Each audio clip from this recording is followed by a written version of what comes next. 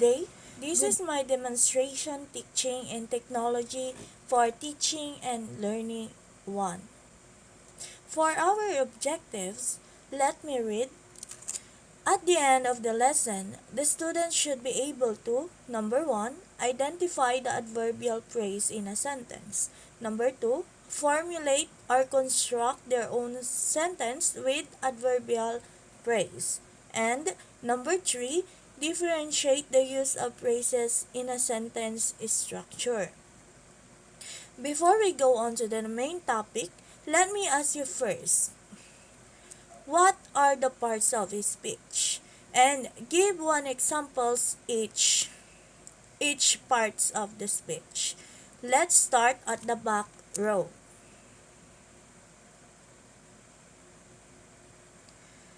Very good, everyone. I am glad and surprised that you are already know your speech. And what about phrases? Anyone? Does anyone know what is phrase means? Or what is it is used? Okay, seems like you have a little information about what praise is. It's okay, we will going to discuss about it. Now, let me introduce to you our topic for today, the adverbial phrase.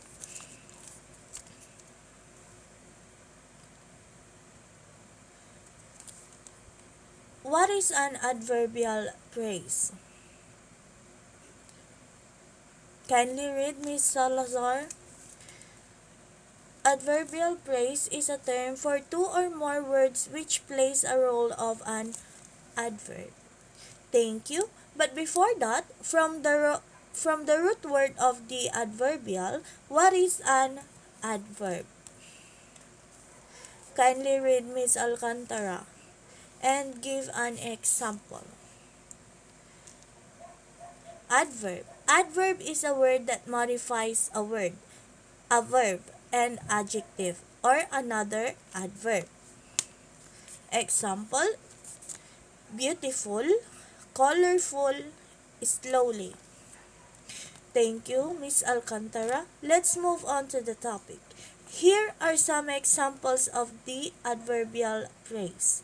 Kindly read, Mr. Abalorio, and try to guess the adverbial phrase. Normal adverb. I will sit quietly. Adverbial phrase. I will sit in silence. Thank you, Mr. Abalorio. The adverbial phrase in the sentence is in silence. Compared to the sentence, I will sit quietly, the sentence which contains an adverbial phrase is much better to use. Do you agree? Okay. Next is adverbial clause.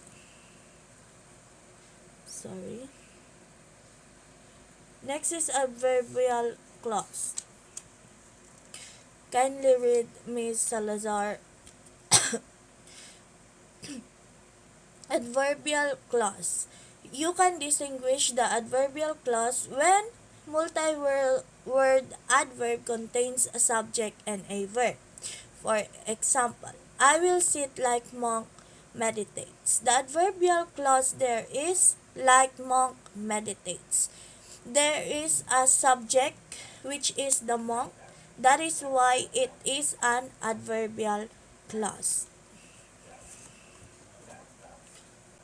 But let's remember this, do not be confused to an adverbial phrase and an adverbial clause. When we say adverbial clause, it contains a subject and a verb. For the example here, I will sit like monk meditates. It has a subject, the monk. Very good, everyone. I am pleased with your active participation in our class discussion. If you do not have any more questions or clarifications, let's let's have a short activity before we end the discussion. Number one. Number one, Miss Negranza, read and answer, please. Number one, I will do it in a minute. The adverbial phrase there is in a minute. Number two, Mr. Nases, kindly read and answer. Opera is when a guy gets stabbed in the back and instead of bleeding, he sings. The answer is in the back. Number three, Miss Baniked, kindly read and give the answer. After the game, the king and pawn go into the same box. The answer is after the game. Very good, everyone. Now, let's have a short recap. What is an adverbial phrase again?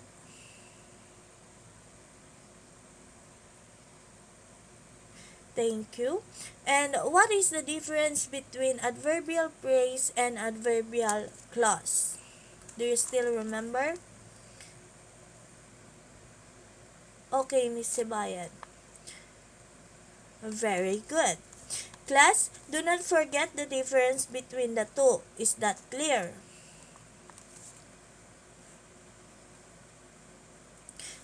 Okay, let's have a written activity. Bring out a one piece of paper and answer the following. After you answer it, pass it on my desk and copy the assignment, and you may take a break.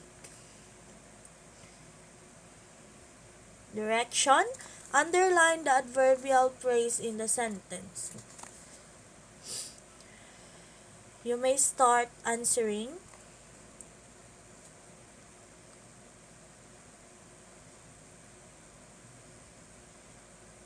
And here is your assignment. Make an additional research about the adverbial phrase of manner, time, and place. And do an advanced reading about prepositional phrase and adjective phrase. Review your notes about the topic today because we will have a short quiz next meeting. That is all. Class dismissed.